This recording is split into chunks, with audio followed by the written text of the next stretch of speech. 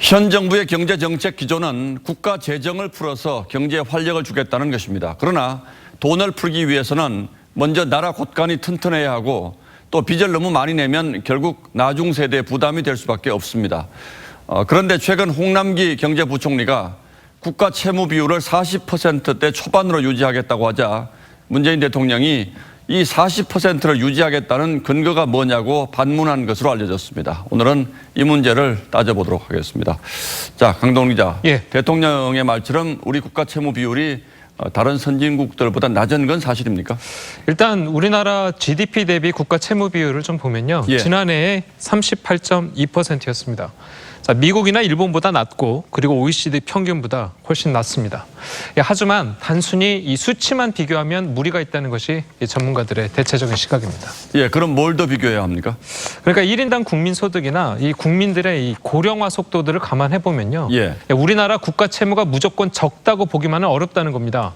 자, 우리나라는 지난해 고령 사회로 진입을 했죠. 이미 고령 사회로 진입한 지 오래된 나라들과 비교해 보면 자, 그 나라들이 고령 사회로 진입했을 때 국가 채무 비율이 지금 우리 비율과 굉장히 비슷한 걸 알 수가 있습니다. 자, 특히 미국의 국가 채무 비율이 100%가 넘는다고는 합니다만 이 달러 찍어내는 나라와 우리를 단순히 비교하는 것은 무리가 있는 거죠. 맞습니다. 특히 우리나라 같은 경우는 이제 수출로 먹고 살기 때문에요.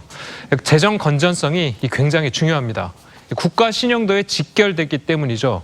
자, 급격한 국가 채무 증가는 국가 신용 등급을 낮추는 주요한 요인이 되기도 합니다.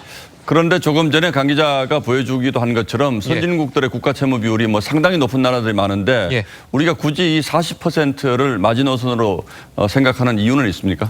예, 있습니다. 유럽연합의 탄생의 시초가 됐던 조약이 있습니다. 이 마스트리흐트라는 조약에서 참고한 건데요.